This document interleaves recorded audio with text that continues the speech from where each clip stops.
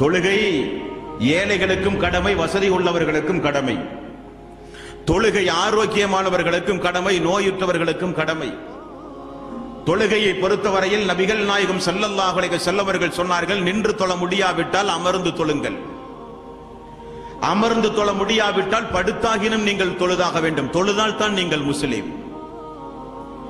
நீங்கள் பயணத்தில் இருந்தால் 4 ரக்காத்து தொழுகைகளை 2 ரக்காத்தாக குறைத்தாகினும் நீங்கள் தொழ வேண்டும். போர்க்காலங்களில் தாக்குதல் எதிர்த்தாக்குதல் நடத்துகிற போர்க்காலங்களில் கூட 1 ரக்காத்து தொழுகை கடமையாக்கப்பட்டிருக்கிறது. ஃபஜ்ர் ஆனாலும், லொஹர் ஆனாலும், அஸர் ஆனாலும், மக்ரிப் ஆனாலும், இஷா ஆனாலும் 5 நேர கடமைகள் எல்லாம் 1 ரக்காத்தாக கூட போர் காலங்களில் நீங்கள் தொழுதாக வேண்டும். இப்னு மஸ்ஊத் ரலியல்லாஹு அன்ஹு அவர்கள், இப்னு அப்பாஸ் ரலியல்லாஹு அன்ஹு அவர்கள் எல்லாம் சொல்லுகிறார்கள், என்றைக்கு அல்லாஹ் போர்க்காலங்களில் நீங்கள் தொழுதாக வேண்டும் என்ற ஆயத்தை இறக்கினானோ அத்தோடு இந்த உலகத்தில் யாருக்கும் தொழுகையை விட அனுமதியே கிடையாது என்றார்கள் சஹாபாக்கள்.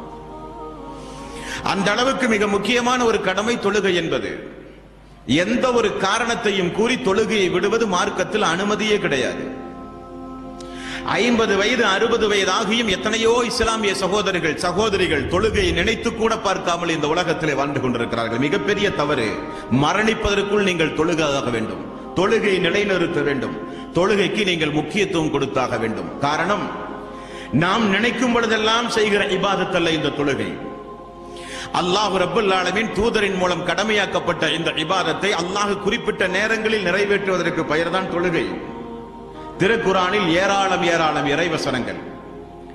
2வது அத்தியாயத்தின் 83வது வசனம் அல்லாஹ் ரப்பல் ஆலமீன் சொல்கிறான், இஸ்ராயீல் மக்களிடத்தில் நான் ஒரு உடன்படிக்கை வாங்கினேன் என்கிறான் அல்லாஹ்.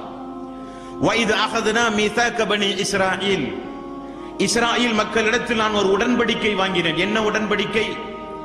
லா தஅபுதூன இல்லல்லாஹ், என்னை தவிர நீங்கள் யாரையும் வணங்கக்கூடாது.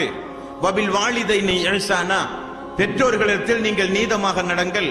வதில் குர்பா வல் யதாமா வல் மசாகீன் வகூலு லின்னாஸி ஹுஸ்னா வ அகீமுஸ் ஸலாத், நல்லவற்றை பேச வேண்டும், பரஸ்பரம் மக்களுக்கு நன்மையை ஏவ வேண்டும், தீமையை தடுக்க வேண்டும். வ அகீமுஸ் ஸலாத், நீங்கள் ஒவ்வொருவரும் தொழுகையை நிலைநிறுத்த வேண்டும். இஸ்ராயேல் மக்களிடத்தில் அல்லாஹ் ரப்பல் ஆலமீன் வாங்கிய வாக்குறுதி. முற்சென்ற சமூக மக்களுக்கு கடமையாக்கப்பட்ட இபாதத் இந்த தொழுகை.